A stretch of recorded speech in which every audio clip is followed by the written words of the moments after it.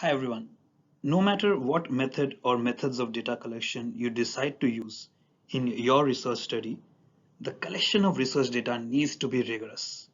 In fact, it is the systematic and rigorous nature of your approach that will help define your data as more than just an anecdotal evidence, an act to give credibility to your eventual findings. Data collection is a complicated process that needs to be tackled in a thoughtful and methodical manner. In today's video, I'll take you through the distinct data collection steps or the basics of data collection strategies. Let's get started. The first step would be planning. Consideration of who, where, when, how, and what. This is a crucial part of the process. The success of your approach will hinge upon the forethought you have put into the planning process. You will need to consider the population and sample, respondents, participants. This is the who, or what you plan to speak about to the population and gather data from the sample. It can include people, documents, communities, artifacts, etc. You also need to think about how will you locate and access the facilities, the people, the places, the documents. You will need to consider any language or cultural barriers that might keep you from fully accessing your sample. What would be your role? The challenge here would be the presentation of yourself. Will you be an objective scientist, change agent, confidant, or would you be an integral part of the data collection process where you are completely involved in the collection of data? How will you recognize your biases? How will you control for your biases, for your own subjectivities in ways that can best ensure the credibility of any data you may collect? You also have to think about the ethics approval.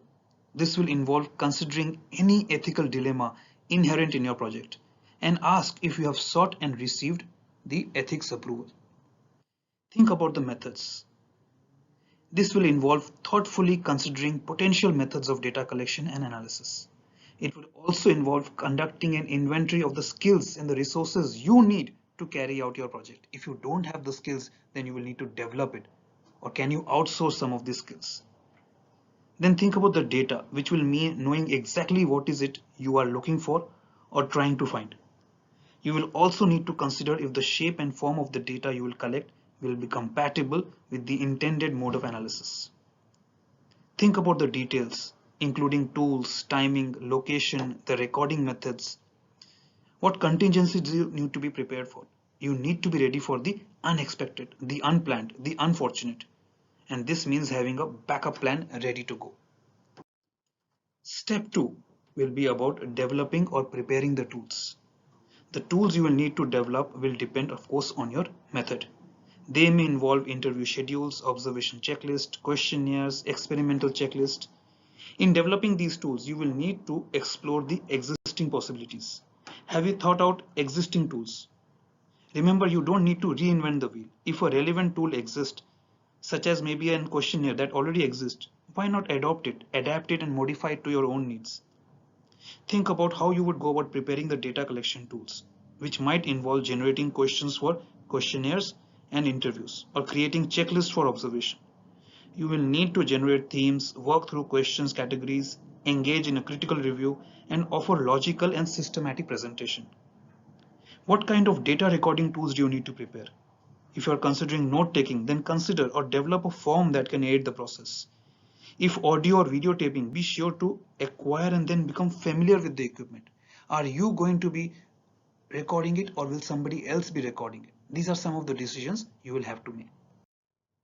The third step is piloting or conducting a trial study. Giving thoughtful consideration to planning and development is essential, but not sufficient. The only way you would know if something is going to work is to give it a try. If interviewing or surveying, try piloting your process with a few respondents whose background is quite similar to those in your sample. If observing a trial run will allow you to see if there are any problems in a real world context. The same is true in working with documents or artifacts. A pilot study will allow you to assess the effectiveness of your proposed method. Similarly, reflect. Regardless of the method, reflect on the piloting process and note any difficulties you encounter. Depending on the method, this might include problems with access, response rates, cultural ignorance, bias, comfort zones, record note taking, objectivity, conversational flow, ambiguities, credibility. So also review your data and note any difficulties you might have encountered in making sense of your record. Seek feedback. Attempt to gather feedback from your pilot group. For surveys and interviews, this will involve asking questions about the clarity of the questions, the structure of the questionnaire, the introductory information, the instruction, the prompts, how much time did it take, or anything else you want to know or your group wants to discuss.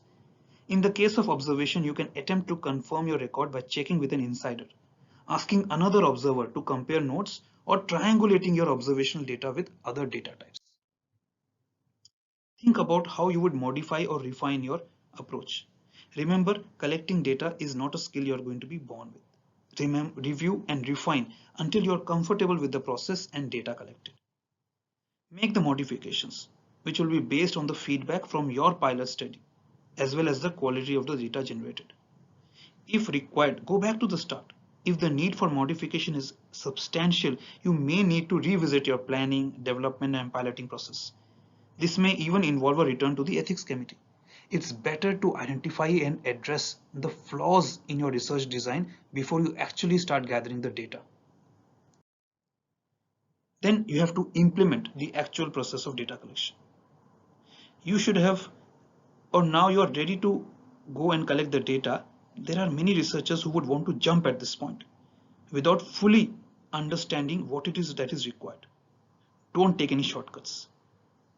Administration will depend on the methods, and this will involve mailing, distributing surveys, setting up the appointments, arranging the site access, maybe organizing experimental logistics, or even gathering the data and artifacts. Data collection can be done by a number of approaches, including surveys, interviews, observations, even unobtrusive methods and experimentation, something I've discussed in a separate video. The link is in the description section below. All right. Finally, think about how you will manage and analyze the data once you have collected it. Otherwise, all your hard work will be wasted. When the time comes to work with your data, nothing is worse than a partially forgotten conversation or notes that you cannot make sense of. Be systematic and organized. Use a database if required. It is time to see what your data yields, then conduct a proper statistic or thematic analysis. Methods of analysis will vary according to the data type, but all analysis should work towards addressing your research questions in insightful ways. Before I end today's video, my only advice to you would be carefully think out the process of data collection. Definitely go for a pilot study, and before you actually collect the data, make sure you have a discussion with your advisors and your supervisors, your friends who are also involved in research, to recognize any kind of bias or flaws or gaps in your design. Do not rush the process. I, as a researcher, know that researchers tend to rush the process and want to collect the data quickly because they feel that that is now going to give them the results and finish up the thesis. But my strong advice to you would be patient. Think carefully. Once you have thought out of all the possible things that can go wrong and identified and addressed them, you have a backup plan ready. That is the time for you to collect the data, because then you would know that you have a foolproof data and nothing is, you are not going to face anything that you are already not thought of addressing. Thank you for watching today's video. This was just a quick brief video on the basics of data collection. In my further or future videos, I will go deeper into each of these steps to enhance your knowledge about these. Thank you for watching and thank you for supporting the channel. Bye for now.